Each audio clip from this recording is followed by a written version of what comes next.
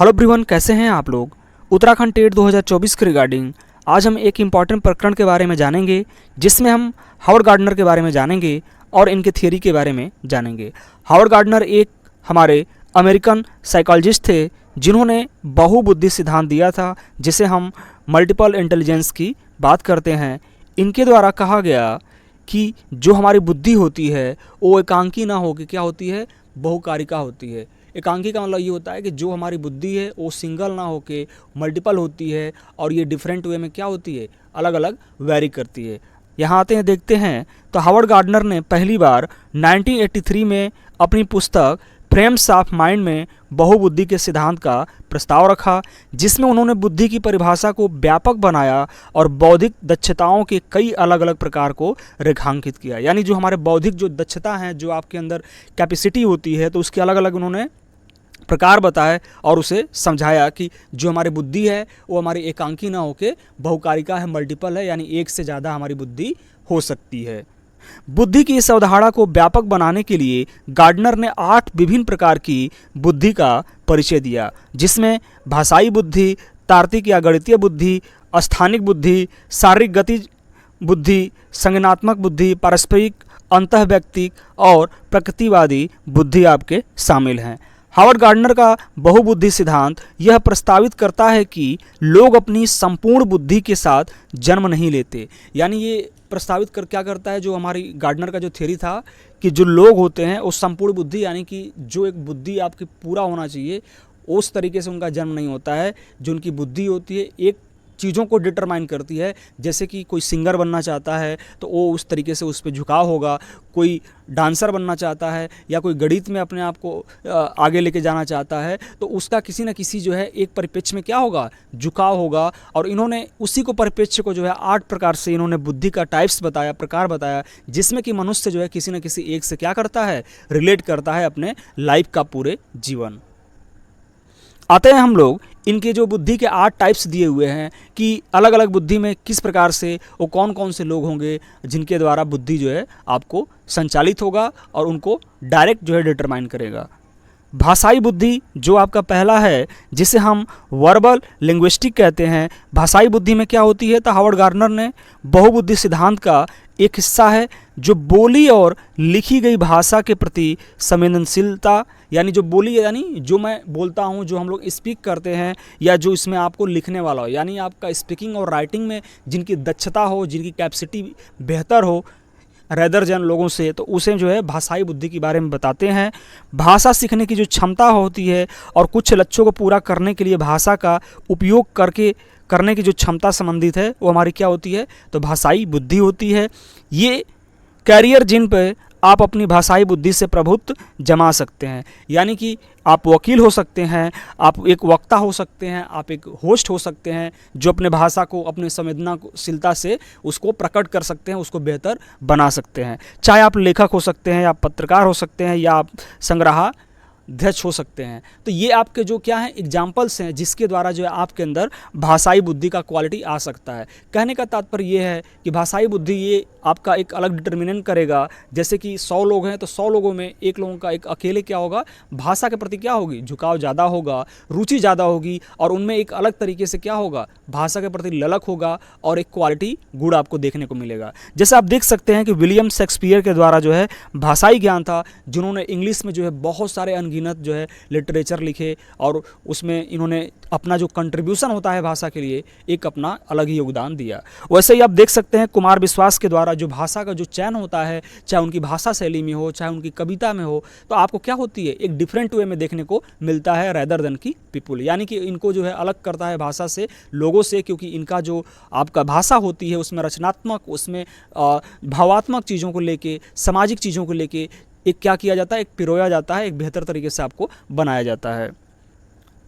Next हमारा आता है लॉजिकल मैथमेटिकल, यानी तार्किक गणितीय बुद्धि। यानी लोगों में क्या होगा, तो गणित या जो हमारे तर्क होते हैं, जो रीजनिंग होते हैं, उस तरीके से जो थिंकिंग होगा, थॉट होगा, उसे ही हम लोग क्या बोलते हैं, तार्किक और गणितीय बुद्धि में शामिल किया जाता है। इसमें क्या होता है, तो तार्किक गणितीय बुद्धि से तात्पर्य समस्याओं का तार्किक रूप से विश्लेषण करने, गणितीय संक्रियाएं करने तथा वैज्ञानिक रूप से मुद्दों की जांच करने की क्षमता होती है। इसमें क्या क्या होता है आपका, तो इसमें जो हमारी समस्या होती है, जो प्रॉब्लम होता है, तो उसका क्या करना है, तार्किक रूप से विश्लेषण करना, एनालिसिस करना, और गणितीय जो संक्रियाएं हैं, यानी जो गणित से रिलेटेड जो आपके कंसेप्ट हैं उसके बारे में जानना, तथा वैज्ञानिक रूप से जो मुद्दे हैं उसकी क्या करना है, जांच करना है। ये जो है जिन कैरियर पे आपका तार्किक गणितीय बुद्धि के प्रभुत्व जमा सकते हैं, कौन हो सकते हैं, तो आपके मैथमेटिशियन हो सकते हैं, गणितज्ञ हो सकते हैं, लेखाकार हो सकते हैं, सांख्यिकीविद हो सकते हैं, वैज्ञानिक हो सकते हैं, कंप्यूटर विश्लेषण आदि लोग किस में आ जाएंगे, तो आपके तार्किक गणितीय बुद्धि में आ जाते हैं। जैसे आप एग्जाम्पल में देख सकते हैं कि हमारे श्रीनिवास रामानुजन, जिन्हें मैथ में जो है, जो हमारी गणित थी, इसमें इनका एक अलग ही निपुण आपको देखने को मिला, जिन्होंने एक बेहतर जो है अपने गणित में काम किया। वैसे ही आर्यभट्ट ने भी जो है शून्य की खोज किया, तो इन्होंने अपना जो कंट्रीब्यूशन जो है गणित के माध्यम से किया था। तो इसमें क्या होती है कि स्पेसिफिक कोई एक चीज़ पे काम किया, तो इसे ही यहाँ पे चीज़ें जो है इनको तार्किक गणितीय बुद्धि में रखा गया। वैसे ही आपके अलग अलग उदाहरण हो सकते हैं। तीसरा है हमारा स्थानिक बुद्धि, विजुअल स्पेशियल। इसमें क्या होगा, तो स्थानिक बुद्धि में दृश्य स्थानिक दुनिया को सटीक रूप से समझने की क्षमता शामिल होती है, यानी दृश्य स्थानिक जिसे हम देख सकते हैं। अब स्थानिक क्या है, तो इसमें दृश्य जानकारी को बदलने, संशोधित करने या हेर फेर करने की क्षमता शामिल होती है। उच्च स्थानीय बुद्धि वाले लोग क्या करते हैं, तो दृश्यावलोकन, ड्राइंग, दिशाबोध, पहेली निर्माण और मानचित्र पढ़ने में अच्छे होते हैं। यानी कि दृश्यावलोकन का करने का मतलब ये होता है कि वो दृश्य का जो है अवलोकन करके एक बेहतर तरीके से चीज़ों को बनाना, ड्राइंग करना, या उसे कोई ना कोई आपको डायरेक्शन देना, या पहेली निर्माण आदि आपको शामिल होती हैं।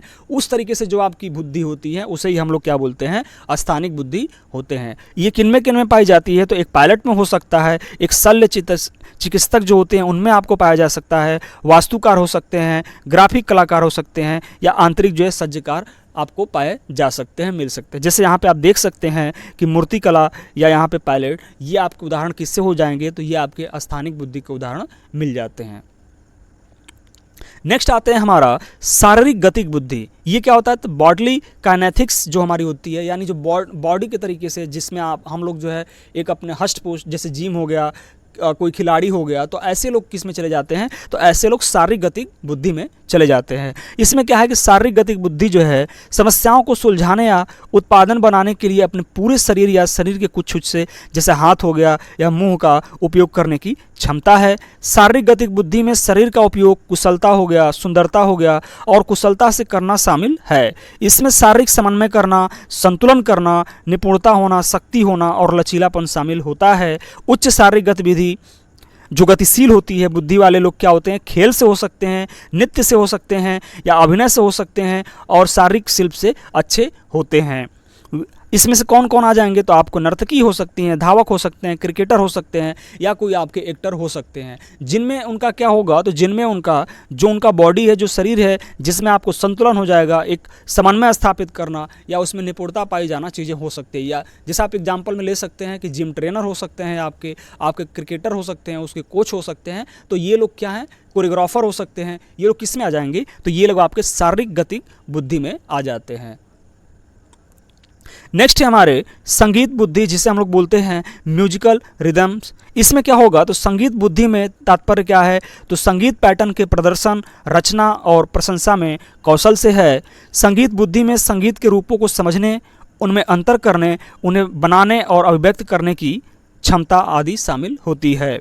इसमें क्या होता है, तो लय हो गया, सुर हो गया, राग हो गया और स्वर रंग के प्रति संवेदनशीलता शामिल होती है।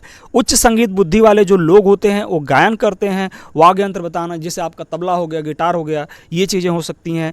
और संगीत रचना करना, यानी कि जो संगीत को कंपोज किया जाता है, उसको बनाया जाता है, उसे हम लोग अच्छे, जैसे उसमें जो आपका एक बेहतर काम कर रहा हो, उसे ही हम लोग संगीत बुद्धि में रखते हैं। इसमें क्या हो सकते हैं, तो आपके गायक हो सकते हैं, संगीतकार हो सकते हैं, या कोई वाद्य यंत्र बजाने वाले, जैसे कि आपके गिटार बजाने वाले हो गए, आपके ढोलक बजाने वाले हो गए, जो जिसमें उनका एक स्पेसिफिक चीज़ें रहा हो।